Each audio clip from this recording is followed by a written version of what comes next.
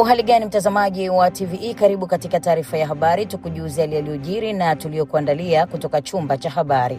Mimi ni Sofia Amani, nitakusomea habari za kitaifa na kimataifa. Kifuatacho ndani ya TVE habari. Ujenzi wa bandari ya kimkakati ya Mbamba Bay Nyasa wafikia 60%. Geita yakadiriwa kuwa na watu 95,000 wanaoishi na VVU.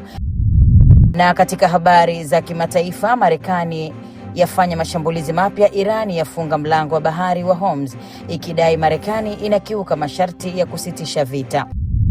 Karibu mtazamaji wa TVE, na moja kwa moja tuanze na taarifa inayoeleza kuwa ujenzi wa bandari ya kimkakati ya Mbamba Bay unaotekelezwa na serikali katika wilaya ya Nyasa mkoani Ruvuma kwa gharama ya zaidi ya shilingi bilioni 80 umefikia 60% ya utekelezaji. Mradi huo unalenga kuimarisha shughuli za kiuchumi na usafirishaji katika ukanda wa Ziwa Nyasa kwa kuunganisha Tanzania na nchi jirani za Malawi na Msumbiji, huku ukitajwa kuchochea biashara, kuvutia uwekezaji na kukuza uchumi wa mkoa wa Ruvuma na taifa kwa ujumla mara utakapokamilika.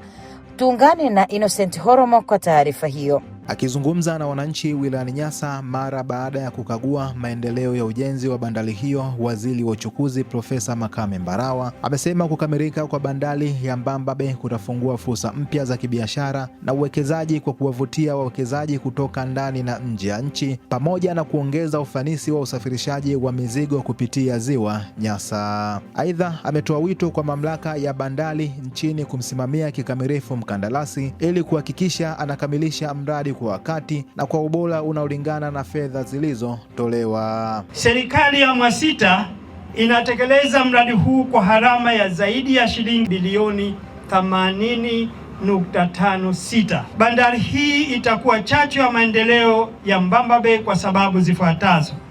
Kwanza, itapunguza gharama ya usafirishaji wa mizigo. Pili, itarahisisha biashara na nchi za jirani kama nilivyosema, Msumbiji pamoja na Malawi. Tatu, itavutia wawekezaji. Tunaamini baada ya kukamilika bandari hii wawekezaji wengi watakuja hapa. 4, itaongeza ajira kwa vijana. Vijana wengi watafanya kazi hapa bandarini. Na 5, itakuza uchumi wa wananchi na serikali kwa ujumla.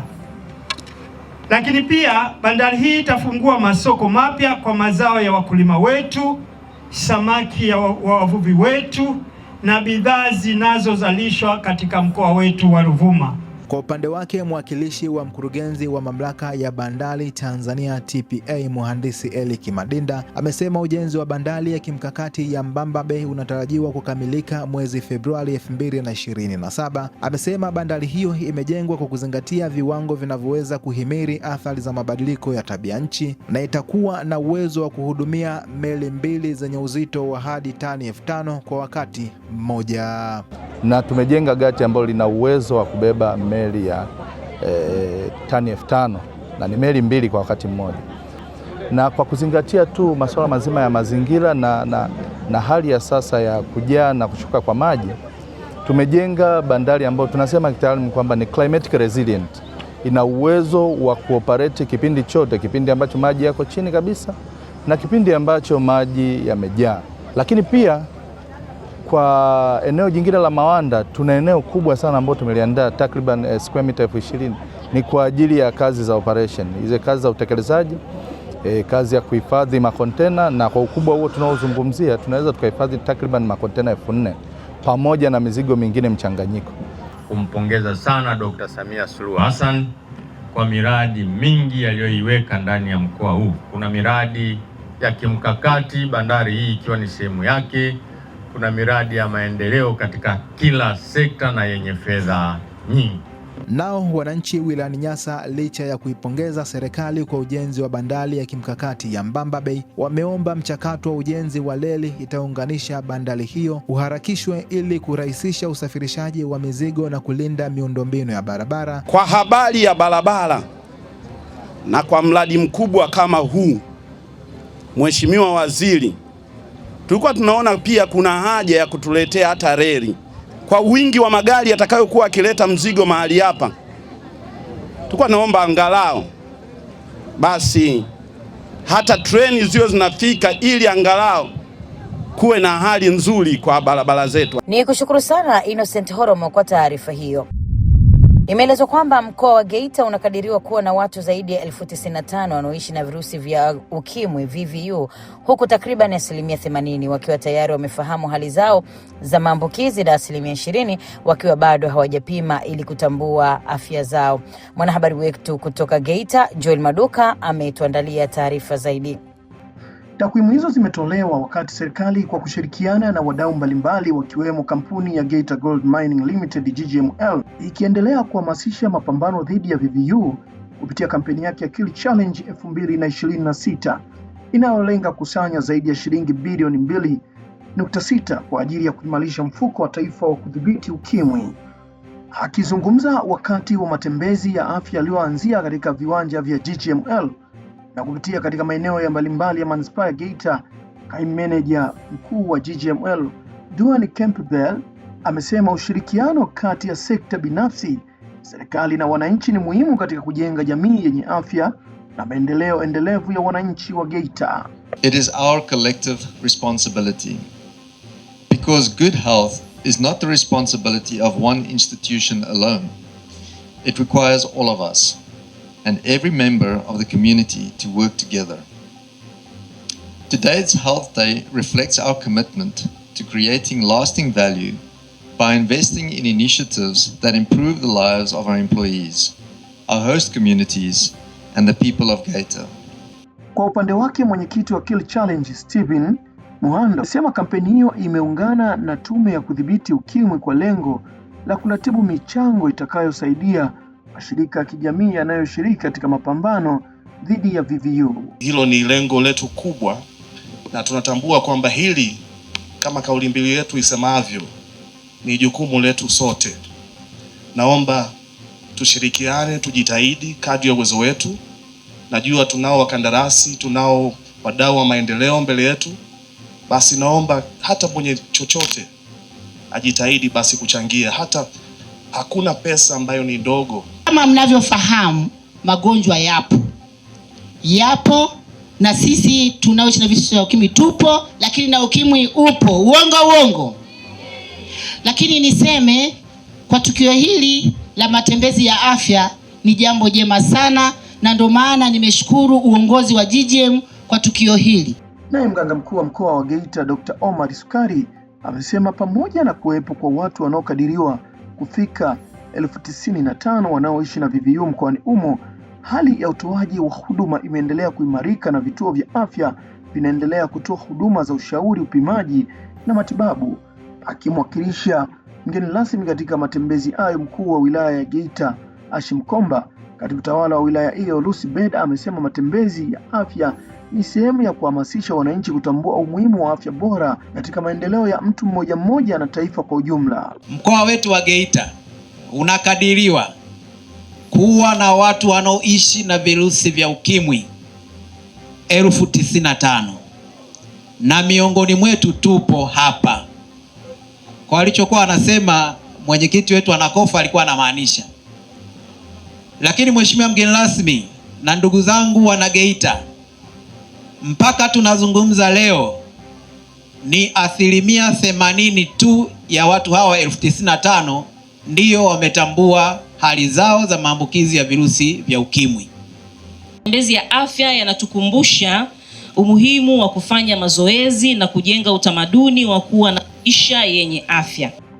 Matembezi ya afya ambayo yameratibiwa na mgodi wa dhahabu wa Geita GGML yalilenga kuhakikisha wananchi wanakuwa na mwamko wa kujua na kutambua masuala mbalimbali ya afya. Ni kushukuru sana Joel Maduka kwa taarifa hiyo. Wakuu wa wilaya mkoani Mara wameagizwa kusimamia kamati zote za vijiji ili zitimize wajibu kwa mujibu wa sheria, na kwamba kuachia wenyekiti pekee majukumu ya uongozi imekuwa chanzo cha migogoro. Adam Kadutu kutoka Mara ametuandalia taarifa zaidi. Maagizo hayo yanatolewa na mkuu wa mkoa wa Mara Kanali Evans Mtambi wakati wa kikao cha kusikiliza na kutatua mgogoro uliomhusisha mkazi wa kijiji cha Suguti Bwana Kaswamila Mayamba na uongozi wa kijiji hicho katika halmashauri ya wilaya ya Musoma. Ombi la kwanza kwa niaba ya wananchi, kwanza uongozi wake na baraza lake lifundwe, limwagwe chini. Mgogoro huo ulifika mezani kwa mkuu wa mkoa kufuatia maelekezo ya hivi karibuni ya Waziri Mkuu Dr. Mwigulu Nchemba baada ya Kaswamila kuwasilisha malalamiko yake wakati wa ziara ya Waziri Mkuu hapa mkoani Mara, akidai kuwa alikuwa akizuiwa kufanya shughuli zake za kiuchumi. Mwenyekiti mpinga maendeleo ni yule.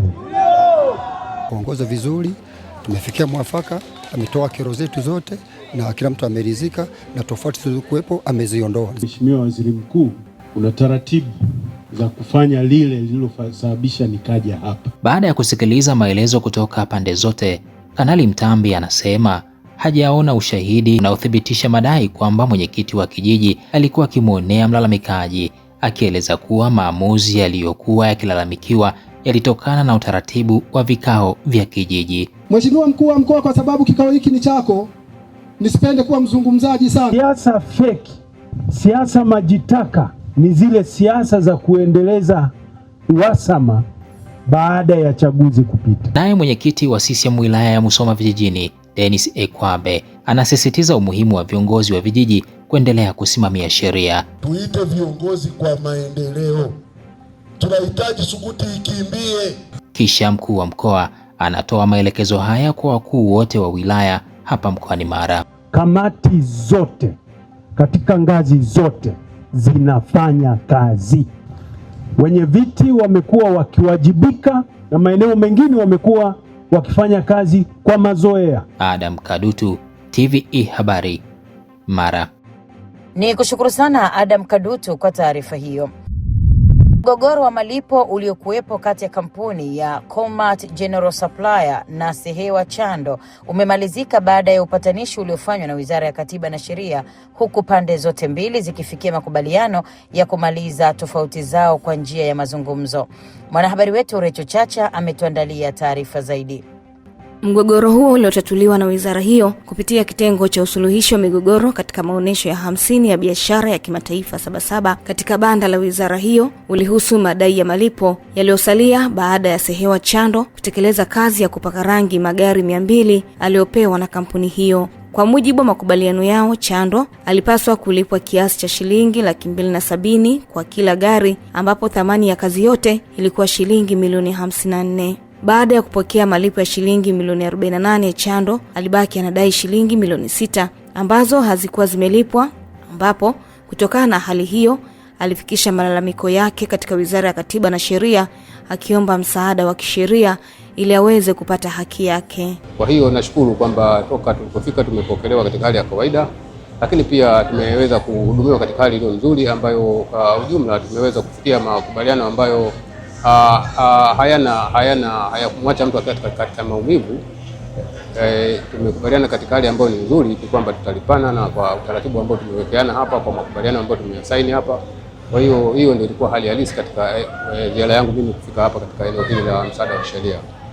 Kupitia juhudi za upatanishi zilizofanywa na wizara hiyo, pande zote mbili zilikutana na kufanya mazungumzo yaliyohitimishwa kwa makubaliano kwamba kampuni ya Colmart General Supply italipa fedha zilizosalia ndani ya kipindi cha miezi 4 kuanzia sasa. Akizungumza baada ya kufikiwa kwa makubaliano hayo, mkurugenzi wa kampuni ya Colmart General Supply, Tanziru Mkakire, amesema kampuni imekubaliana kutekeleza makubaliano hayo ili kumaliza mgogoro huo kwa njia ya maelewano. Malipo yalikuwa kama milioni 54 hivi. Nikawa nimemlipa milioni 48, ikawa mbaki kama milioni 6. Ambayo ndio imetuletea mgogoro kidogo, ambao alikuwa kuja kudai, tukamwambia subiri kidogo, ofisi imeyumba, tutakulipa. Akaona kidogo kama tunachelewa, ndo akaja kuripoti kwenye vyombo vya sheria.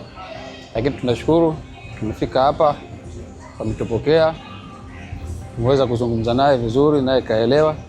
Kwa hiyo mgogoro kinamna moja ama nyingine ofisi imetusaidia, tumeweza kusolve mgogoro. Hatua hiyo imeonyesha nafasi ya huduma za msaada wa kisheria zinazotolewa na Wizara ya Katiba na Sheria katika kusaidia wananchi na wadau mbalimbali kutatua migogoro kwa njia ya mazungumzo, kulinda haki za pande zote mbili na kuepusha mashauri yasiyo lazima kufikishwa mahakamani. Ni kushukuru sana Recho Chacha kwa taarifa hiyo. Na mtazamaji, tukiwa hapa Dar es Salaam, mkuu wa wilaya ya Kinondoni Saadi Mtambule amelielekeza jeshi la polisi kuwakamata mabaunsa na watu wote waliohusika kufanya ubomoaji wa nyumba ya Bi Melinda Nuganda iliyopo mtaa wa Mbezi Beach B, kata ya Kawe, wilayani humo, akisema serikali ishapiga marufuku matumizi ya baunsa na badala yake mazoezi yote ya ubomoaji nyumba ya kisheria yafanyike chini ya usimamizi wa jeshi la polisi. Mwanahabari wetu Mrisho Mapeyo ametuandalia taarifa zaidi. Hatua hiyo inafuatia siku chache zilizopita kuonekana picha za mjongeo kupitia mitandao ya kijamii zikionyesha mabaunsa wakifanya ubomoaji wa nyumba hiyo, huku Bi Melinda akilalamikia tukio hilo. Akizungumza baada ya kufika katika eneo la tukio kwenye mtaa wa Mbezi Beach B, kata ya Kawe, Mtambule ameelekeza jeshi la polisi kuwakamata wahusika wote sanjari na kumfungulia faili mama huyo ili kama mali zake kweli zimepotea, hatua za kisheria zichukuliwe. Tulikuja hapa saa 2 ya usiku na leo ni siku ya Jumapili, tumekuja hapo tena. Tutahakikisha haki itatendeka kwa mujibu wa sheria.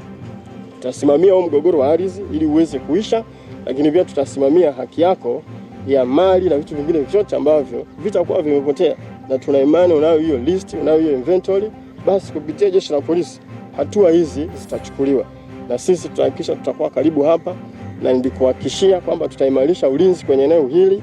Na mimi nafahamu doria imekuwa ikipita mara kwa mara, lakini toe onyo pia kwa wale wote wanaopenda kutumia nguvu kwenye maeneo yetu, ikiwa ni pamoja na hapa.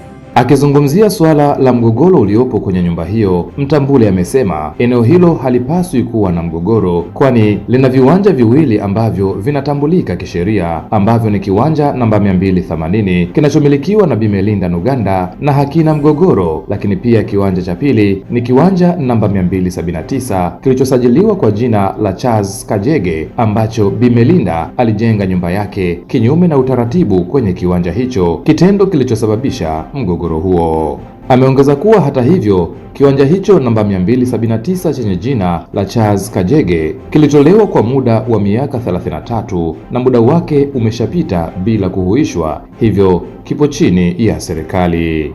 Awali Bi Melinda Nuganda akizungumza mbele ya mkuu wa wilaya ameeleza na kuiomba serikali kumsaidia kupata haki yake. Nikiwa kwenye kongamano hapo Landmark pamoja na vijana wangu niliwachukua nao wakawe maprotocol, na apigiwa simu na majirani kwamba njoo nyumbani, kuna shida, nyumba yako inavunjwa. Mimi nilichofanya nikawaambia watoto wangu, hebu kimbieni nyumbani. Wamekuja kweli, wakakuta hali ndio hiyo. Mawasiliano yakawa magumu, walikuwa hapa wanalia. Bahati nzuri we have all the clips. Wakapiga simu polisi na wenzangu kule wakapiga simu polisi, na wavunjaji wenyewe walikuwa kama 30 na marungu. Wale wavunjaji wenyewe walichokichukua chumbani sijui, over the sudden walitoka hapa nje wakawa wanapigana. Walipigana sana mpaka mmoja wao naye akakimbilia polisi. Kwa hiyo zilikuja gari za polisi 2 zikawachukua kwenda polisi. Wakati huo sasa nyumba yangu tayari ndo iko hivyo. Kilio changu mimi sihitaji huruma, mimi nahitaji kusaidiwa haki, sihitaji kuhurumiwa. Ni kushukuru sana Mrisho Mapeyo kwa taarifa hiyo. Matumizi ya bidhaa zinazozalishwa nchini yameendelea kutajwa kuwa chachu ya kukuza uchumi, kuongeza ujira na kuimarisha ushindani wa viwanda vya Tanzania katika masoko ya ndani ya kimataifa. Ellen Manyangu ametuandalia taarifa zaidi. Wito huo umetolewa katika maonyesho ya 50 ya biashara ya kimataifa ya Dar es Salaam maarufu kama Sabasaba, wakati wa hafla ya kumtafuta mshindi wa zawadi ya vigae vya ujenzi kwa mshindi wa draw maalum iliyoandaliwa na Mbezi Tiles. Akizungumza katika maonyesho hayo jijini Dar es Salaam, mkurugenzi mtendaji wa Tanzania Chamber of Commerce, Industry and Agriculture, Oscar Kisanga, amesema ukuaji wa sekta binafsi unategemea uwekezaji katika viwanda vinavyozalisha bidhaa zenye ubora na uwezo wa kushindana katika soko la Afrika na dunia, na kwamba viwanda vya ndani vina mchango mkubwa katika utoaji wa ajira, ulipaji wa kodi na kufanikisha malengo ya serikali ya kukuza uchumi wa viwanda. Na Mbezi Tiles ni mojawapo ya viwanda ambao vinatakiwa kwa kiasi kikubwa kuchangia ili tuweze kupata hili pato. Na sisi kama wasimamizi wa sekta binafsi hapa nchini tunaendelea kusisitiza kwamba viwanda vikiwemo Mbezi Tiles viendelee kuzalishwa kwa wingi, lakini viendelee kuja na kuhakikisha pia vinapata teknolojia ya kisasa ambayo wanaweza kuzalisha bidhaa zao ambazo zinaweza zikashindana katika masoko makubwa. Utakumbuka sasa hivi kuna soko huru la Afrika kubwa kabisa linaitwa soko huru la Afrika ambao ni Africa Continental Free Trade Area. ni soko kubwa lenye takriban ya watu bilioni 1 na milioni 400. Kwa maana hiyo Mbezi Tiles yakizalisha tiles zake zenye kiwango kikubwa ambacho kinaweza kikakompete katika soko hili lenye watu bilioni 1 na milioni 400, maana yake atauza katika soko hilo huru la Afrika na atakuwa kimtaji, atakuwa kwenye teknolojia, lakini anaweza akalisogelea ili soko kubwa ambalo linaendelea. Kwa upande wake, kaimu mkurugenzi wa Mbezi Tiles Mercy Muro amesema kampuni hiyo ya kizalendo yenye zaidi ya miaka 40 imeendelea kuwekeza katika uzalishaji wa vifaa vya ujenzi vinavyokidhi viwango vya ubora, huku ikiendelea kuwazawadia wateja wake kama njia ya kuthamini uaminifu wao na kuhamasisha matumizi ya bidhaa zinazozalishwa nchini. Amesema draw hiyo imehusisha wateja waliotimiza vigezo vilivyowekwa, huku akiwakaribisha wananchi kutembelea banda la Mbezi Tiles katika maonyesho ya Sabasaba ili kuweza kujionea bidhaa mbalimbali zinazozalishwa na kampuni hiyo pamoja na kupata elimu kuhusu matumizi ya vifaa bora vya ujenzi. Mpaka juu vigae vyetu pendwa, vigae vya Mbezi Tiles. Kama unavyoona hapa, tuna projects zetu mbalimbali ambazo tumefanya ndani ya nchi na nje ya nchi. Tulianza draw yetu hii hapa tarehe 1 mwezi wa 7, tukiwa tunataka kumzawadia mteja wetu wa Dar es Salaam. Vigezo vilikuwa awe mkazi wa Dar es Salaam, awe anajihusisha na ujenzi, awe na hati ya sehemu anayoishi. Hiyo hati ifanane na jina lake la kwenye kitambulisho cha NIDA, awe na building permit. Wateja walikuja hapa wakajaza hii raffle ticket, majina, email na simu. Kwa hiyo mteja ambaye atashinda, tutasema jina lake na simu yake. Pia tutapiga mara 3. Asipopokea tunampigia mteja mwingine mpaka tutakapopata mshindi. Ni kushukuru sana Ellen Manyango kwa taarifa hiyo. Mkuu wa utawala wa Jeshi la Kujenga Taifa JKT Brigadia Jenerali Hassan Mabena amelitaka jeshi hilo kupitia shirika la uzalishaji mali la SUMA JKT kuendeleza shughuli mbalimbali za uzalishaji mali na kutoa mafunzo kwa vijana wake ili kuimarisha upatikanaji wa huduma na bidhaa zenye ubora na kwa gharama rafiki. Mrisho Mapeyo ametuandalia taarifa zaidi.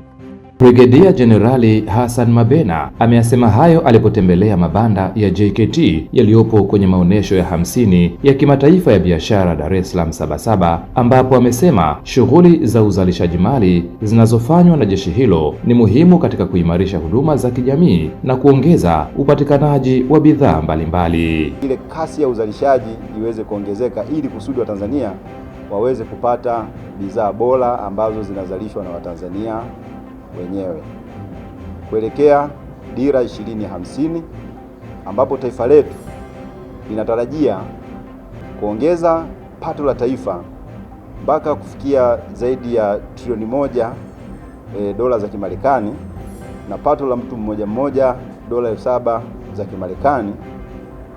Ili kuweza kufikia malengo hayo, basi JKT ikiwa ni taasisi mojawapo itashirikiana na taasisi nyingine kuweza kutekeleza na kusimamia yale majukumu ambayo inayatekeleza ili kuhakikisha kwa pamoja tunaifikisha Tanzania katika dira 2050 na tukiweza kuyafikia yale malengo, na kwa imani kubwa ambayo Rais wetu wa Jamhuri ya Muungano wa Tanzania na Amiri Jeshi Mkuu Daktari Samia Suluhu Hassan pamoja na serikali anayoiongoza mikakati walioiweka.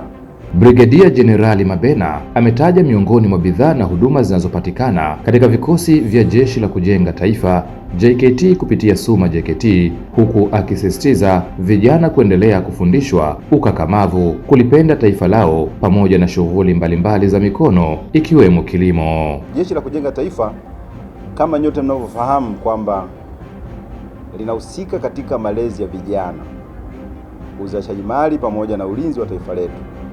Kwenye upande wa malezi ya vijana, bali na kufundishwa ukakamavu, kupewa uzalendo, lakini pia vile kufundishwa namna ya kulipenda taifa lao la Tanzania. Ni kushukuru sana Mrisho Mapeyo kwa taarifa hiyo.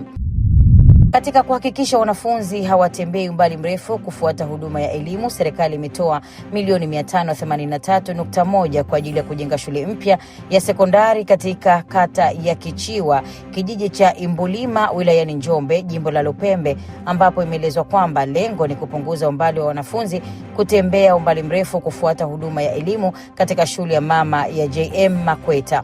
Mwanahabari wetu Ibrahim Godfrey Mlele kutoka Njombe ametuandalia taarifa zaidi. Akizungumza na wananchi wa kata ya Kichiwa, hususani vijiji vya Ibumila, Ikando na Maduma, mbunge wa jimbo la Lupembe Mheshimiwa Edwin Enos Swale akiwa katika ziara ya kusikiliza kero za wananchi, amesema serikali imesikia kilio cha wananchi wa vijiji hivyo kwa kuleta fedha ili ujenzi wa shule hiyo mpya uanze mara moja, huku akitoa agizo kwa halmashauri ya Njombe vijijini kuhakikisha inasimamia mradi huo ili ukamilike kwa wakati. Maagizo yangu kwa halmashauri ya Njombe DC, na hili naliagiza nikiwa very serious katika jambo hili. Tumekuwa na tatizo, Mheshimiwa Mwenyekiti wa halmashauri. Tunajenga miradi kwenye halmashauri hii, unapofika Mwenge, miradi ya kupitiwa na Mwenge, tunaanza kutafuta kwa tochi. Ibumila oye! Tunapata fedha za miradi, tunajenga miradi ya maendeleo ya wananchi ya fedha nyingi za serikali. Unapofika Mwenge, miradi ya kupitia Mwenge, tunaanza kutafuta kwa tochi. Tabia hii ni lazima ikome Njombe DC. Ibumila oye! Kwa Mheshimiwa Mwenyekiti na Mheshimiwa Diwani, nashukuru mmekuja hapa na mmezungumza vizuri. Tunatamani shule ya sekondari hapa Ibumila yenye thamani ya milioni 583 ijengwe kwa viwango vya kimataifa, hata ukija Mwenge ufungue ipate 100%. Ibumila hapo mnasemaje? Ninatamani katika miradi itakayoingia kufunguliwa na Mwenge wa Uhuru wa Tanzania, Mwenge ujao, shule ya sekondari Ibumila Mwenge ufike hapa. Ibumila mnasemaje watu wangu? Israeli Felizon Muhada ni mwenyekiti wa halmashauri ya wilaya Njombe. Hapa anaeleza namna watakavyosimamia mradi huo. Mbunge ameshatimiza wajibu wake wa kuleta pesa. Sisi tunalo jukumu, mimi na Mheshimiwa Nyara, kuhakikisha kwamba tunasimamia sekondari ikamilike, na itakapofika Januari watoto waanze kusoma. Hapo vipi? Ibumila oye! Mheshimiwa mbunge, sisi hatutakuangusha. Amesema vizuri Mheshimiwa Nyara, na mimi kama mwenyekiti wa halmashauri nitafuatilia 100 ya kwanza mpaka ya mwisho. Tunataka pesa zitumike vizuri ili dhamira na maono ulionayo ya kuona wanaibumila wanaondokana na kero hii yatimie, maono yako ya kuwapa sekondari. Kufuatia ujio wa fedha hizo kutekeleza mradi mkubwa wa shule ya sekondari, baadhi ya wananchi wa vijiji hivi akiwemo Angel Richard Kafyulilo pamoja na Joseph Kilasi wameeleza namna adha ya kutembea umbali mrefu ilivyokuwa ikiwaathiri kitaaluma wanafunzi wanaotoka katika vijiji hivyo. Tunamshukuru mbunge wetu kwa jinsi alivyoweza tuwezesha. Ametuona kwamba gharama kubwa zilikuwa zinatumika tunaondoka hapa tunaenda kwa JM, tunakodi kuta pikipiki. Haya, kuna wengine wanajishindwa kabisa hadi wanafikia kuahirisha watoto wasiende shule. Lakini kwa neema ya Mungu ambaye Mungu ametutazama sisi watu wa Ibumila kufika kutuletea shule katika kijiji chetu cha Ibumila. Kweli mtu ambaye atashindwa kupeleka mtoto shuleni atakuwa na shida zake. Tuletea shule hapa karibu, sherehe kubwa sana. Sisi tunashukuru tu rais au mbunge aliyefanya kazi ya kuweza kupigania mpaka tukapata.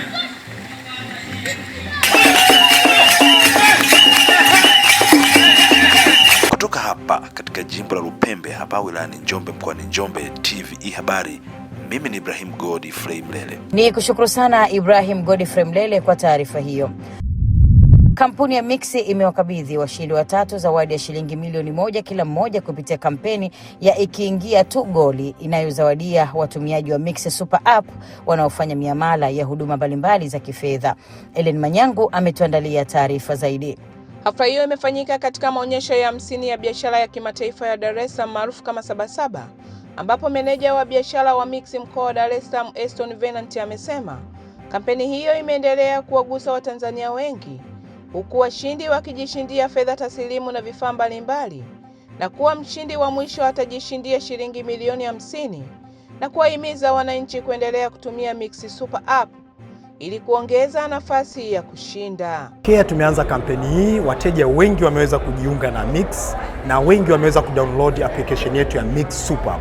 Tumeweza kuona wateja wengi wakitumia Mix Super App na miamala na kuweza kufanya miamala yao, kuweza kusaidia jamii, kuweza kutatua changamoto zao mbalimbali walizonazo, na hasa wateja wote wa Mix na hata wale ambao sio wateja wa Mix. Watu wote wameweza kudownload application yetu ya Mix Super App na kuweza kupata faida mbalimbali. Tunawashauri wale wote ambao hawajaweza kutumia Mix Super App wa download application yetu ya Mix Super App na waweze kuitumia katika kufanya miamala. Naye mmoja wa washindi wa shilingi milioni 1 Thabit Haruna amesema matumizi ya Mix Super App yamerahisisha huduma za kifedha na kumwezesha kujishindia zawadi hiyo, huku akiwahimiza Watanzania wengine kutumia programu hiyo katika miamala yao ya kila siku.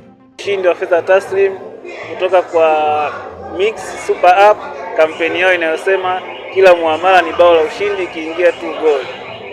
Nipende kuchukua nafasi hii kuwashukuru Mix kwa kuandaa promotion ambayo inatuwezesha wateja kushinda. Vile vile nitoe wito kwa Watanzania kushiriki katika huduma za Mix, vile vile kupokea hizi promotion na kuweza kushinda na wao. Ni kushukuru sana Ellen Manyango kwa taarifa hiyo.